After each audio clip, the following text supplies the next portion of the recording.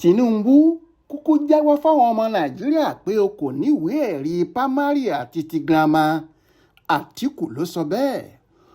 Olùdíje sípò ààrẹ orílẹ̀-èdè yìí nínú ètò ìdìbò tó kọjá lábẹ́ ẹgbẹ́ òṣèlú People's Democratic Party (PDP) Alhaji Atiku Abubakar ti tún gbọ̀nà àrà yọ sí ààrẹ Bọ́lá Tinubu lórí ọ̀rọ̀ sàtífíkẹ́ẹ̀tì tẹ́jọ́ rẹ̀ ń lọ lọ́wọ́ nílé ẹjọ́ pé kókó àwọn ìwé-ẹ̀rí tó gbà jáde níléèwé alákọ̀ọ́bẹ̀rẹ̀ àti ti girama tó lòun lọ káwọn ọmọ Nàìjíríà lè fojú ara wọn rí i.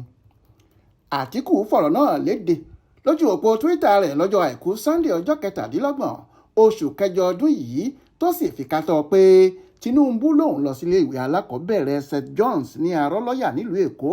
Lẹ́yìn náà ló tún lòun lọ sí iléèwé Government College nílùú Ìbàdàn yìí kan náà. Ó tún lòun lọ sí Richard Daley College kóun tó lọ sí yunifásitì ìlú Chicago lórílẹ̀‐èdè Amẹ́ríkà.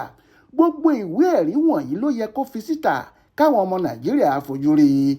Ìgbákejì ààrẹ nígbà kan ọ̀hún wàá rọ Tinubu pé kó kúkú jáde kó sì sọ gbangba pé òun kò lọ sílé ìwé alákọ̀ọ́bẹ̀rẹ̀ àti ti girama dípò bó ṣe ń yí àwọn ọmọ Nàìjíríà síporo tó tún yí wọn sójú ebè nígbà gbogbo yìí.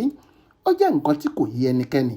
Báwo lèèyàn ṣe máa ní ìwé ẹ̀rí iléèwé gíga fásitì tí kò sì ní lè kó ti iléèwé alákọ̀ọ́bẹ̀rẹ̀ àti ti sẹ́kọ́ndìrì rẹ̀ jáde?